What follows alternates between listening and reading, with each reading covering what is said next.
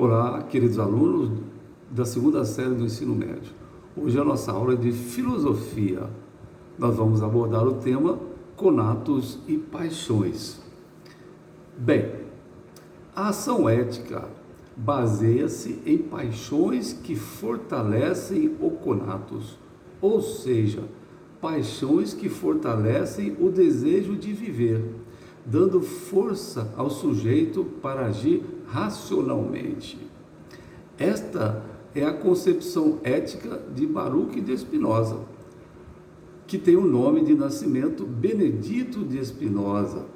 Ele foi um dos grandes racionalistas e filósofos do século XVII, dentro da chamada filosofia moderna, ao lado de René Descartes.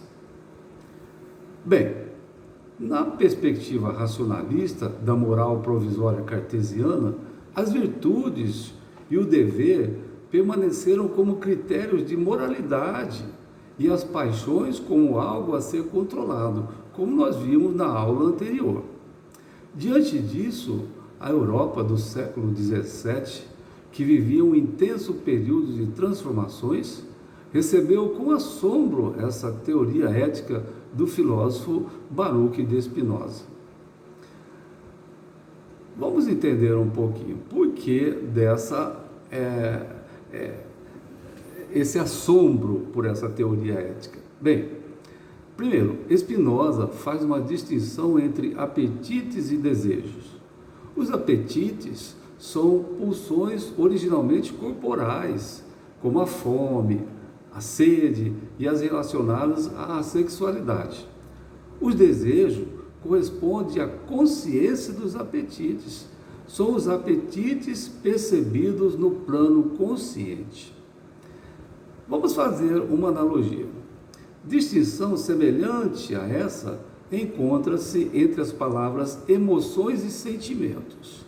Apesar de serem usadas como sinônimos, as palavras emoções e sentimentos têm significados distintos. Uma emoção é uma reação a um estímulo ambiental que produz uma reação automática no cérebro, que libera hormônios. Já o sentimento é criado pela emoção. Então, uma emoção gera um sentimento que, por sua vez, pode dar início a uma nova emoção. Compreenderam?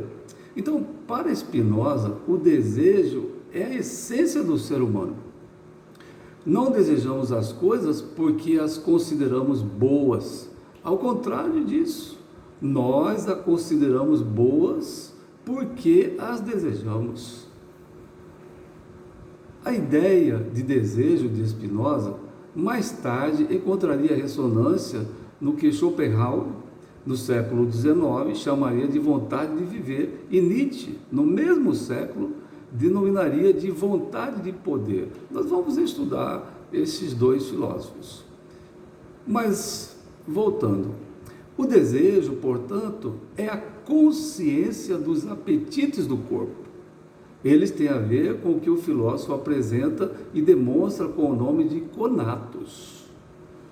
O esforço que cada coisa faz para continuar a existir, seja em termos de extensão, seja em termos de pensamento. Isso é conatos.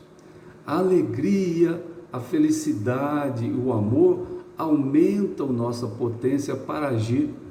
A tristeza e o ódio fazem ao contrário, diminuem nossa potência para agir.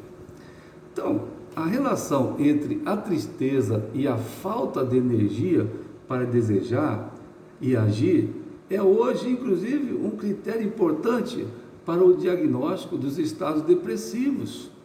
Embora esses não devam ser reduzidos à tristeza, esses estados depressivos, mas, com efeito, esta que eu vou dizer agora é uma das definições psiquiátricas clássicas para identificar a depressão. Depressão é a diminuição ou perda das apetências ou apetites. Então, está relacionado à tristeza, à falta de energia para desejar e agir. Muito bem. Então, o conatus inclui o nosso esforço para aumentar a potência de agir, a força de existir. É aquilo que nos impele a buscar as paixões alegres e evitar as paixões tristes. Para Spinoza, as paixões são naturais e ele não as rechaça. Ele não definia o vício como um mal e a virtude como um bem, no sentido tradicional desses termos, mas como fraqueza e força para ser, preservar-se e agir de acordo com a liberdade e a autonomia garantida pela razão.